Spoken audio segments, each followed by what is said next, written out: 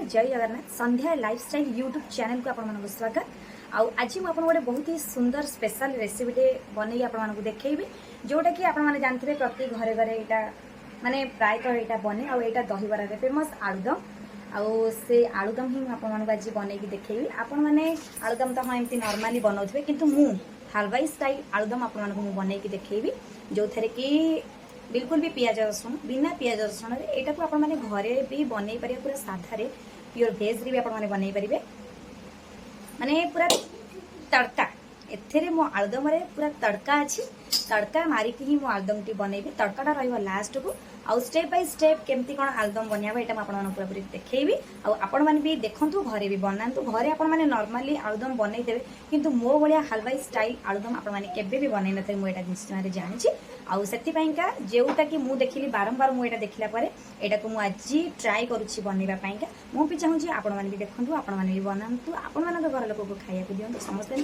खुशी हे जमती कि मुझे आज बनई समस्त खाया देती समस्ते पूरा पूरी खुशी अच्छे बहुत ही टेस्टी लगी एत टेस्टी आपण मैंने विश्वास भी करेंगे जेपर्यंत आपण मैंने निज घर न बनई से जहाँ जहाँ दरकार मसला आउ भी जो भी मसला मुझे बनई से मसलाटा मुझे घरे ही तैयारी कर गरम मसला हो धनिया पाउडर हो जहाँ मुझे घरे निजे बनईकि से मसला ही रोसे कर चलतु देखा स्टेप बाय स्टेप मुझे देखी चलतु आउ डेरी करवानी आ बेस गपवानी स्टार्ट आलुदम पाइंगा प्रथम आम गोटे दरदरा सा मसला रेडी करवा से आम नवा चामचे जीरा चामचे पानमधुरी और चामचे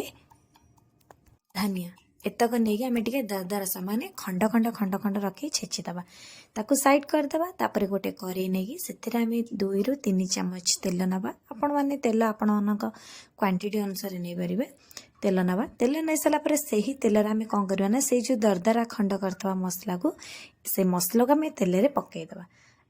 तेल रे पकई सारापर ताकू टिके हल्का सा फ्राए करनवा से आम काटिकी रखिथिबा टिक टिक खंड कर काटिकी रखिथिबा अदा और कंचा लंका ये दुटा जिनस देकी 2 मिनट खंडे फ्राए करवा फ्राए कर सारापर से आम नवा 2टा बड़ टमाटो टमाटो को टिक टिक काटी नेबे टमाटो को तादेह पकईकि आहरी पुणी 2-3 मिनट खंडे कषा कषि सारापर टमाटोटा हल्का सफ्ट हो सफ्ट हो गला आम से पकईबा हलदी गुंडा लंका गुंडा और धनिया पाउडर ये 3टाक मुझे गोटे जगार काढ़ी रखी एवं अंतर पकईदबा आउ पकईबा लुण पकई सारापर हल्का ताको आउ 2-4 मिनट खंडे फ्राए करनवा जेहेतु आम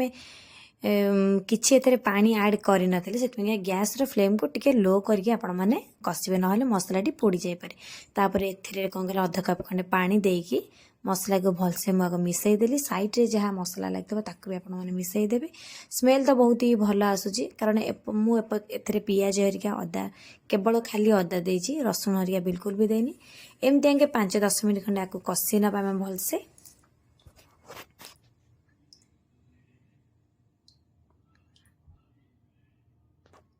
एबे मसलारू तेल आस्ते आस्ते छाड़ा को लगुच तेल जो मसलारू छाड़े आपण मैंने जानवे जे मसलाटा आमर टिके टिके रेडी आसले एबे आम तादेह कौन करवा ना सिझेकी रखिथिबा आलू को हाथ में टिक टिक टिक टिक खंड करके बेसी भी चकटिबेनी जेमती आलुदम हुए से भाव में हाथ में टिके चकटिकी आपण मैंने तादेह पकईदेवे मसला पकई सारापर भल टिके कषिदेवे 2-4 मिनट कषिदेवे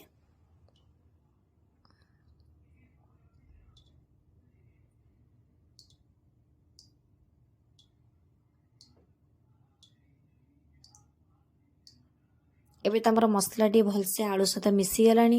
एबे तो कषि आमर 2-4 मिनट होगलानी एबे आम तादेह देदेबा टिके पानी पानी आपण माने आपण मान पानी क्वांटिटी अनुसार दे पारिबे आपण तरकारी की बेसी बहलिया करिबे आलुदम को ना टिके पानिया रखिबे से अनुसार आपण माने तादेह पानी देदेबे सेतरे मु टिके ऐड करबी कस्तूरी मेथी के हाथ रे टिके क्रश करके ता ऊपर आपण माने पकई देबे पकई सारा पर ताको टिके गोळेई देबे गोळेई देकी आपको एबे कोन करिवे ना गैस रो फ्लेम को टिके लो करके आपको घोड़े देवे 10 मिनट पर घोड़नी काढ़ी देखला तरकारी तमर पूरा रेडी हो सारानी जी मोर क्वांटिटी पानी दरकार मुझे रखी तापर लास्ट को रहा जोटा कि मुझे छुंक से छुंकटा हूँ आदि स्पेशल जिनस एबे मु गोटे पैन नहीं कि 1 टेबल स्पून नहीं सोरिष तेल टिके उष्म हो सारापर से मुझे नेली 1 पिंच हिंग जोटा कि आपण मैंने हेंगू कहते हेंगू पकई सारापर से मुझे नाली लंका गुंडा जोटा कि काश्मीर चिली लंका गुंडा काश्मीर चिली लंका गुंडा तरकारी की आहरी बढ़िया कलर फ्लेवर पूरा देदेव एबे हो सारानी एबे आमे कौन करवा ना ये छुंकटा को लेकिन पकईदे आम आलुदम रे जितेबाला छुंकटा पड़ा ना आलुदम रे तार जो स्मेल माने कौन कहि आत्मा पूरा तृप्ति हो गला बास्ना सुंगी पूरा तापर आम तरकारी पूरा रेडी रेडी हो गलानी एबे आमे ता ऊपर टिके धनिया पत्र गार्निशिंग करदेबा एबे हमर रेडी हो गला हलवाई स्टाइल आलुदम आउ वर्तमान मोर आलुदम रेसिपीटा तो पूरा पूरी प्रस्तुत हो सारी आउ बहुत ही सुंदर देखा जाउची आपण माने जेमति कि देखि पारे आज मोर आलुदम रेसिपी आपण माने केमति लागिला आपण माने कमेंट निश्चय जनइबे यदि आगु किछि नुवा वीडियो देखिबा को चाहउछन्ती तार मते कमेंट रे जनइबे मैं चेष्टा करबी आपण पाखरे से वीडियो की बनइबा रखिया पइका आउ रहउची जय जय।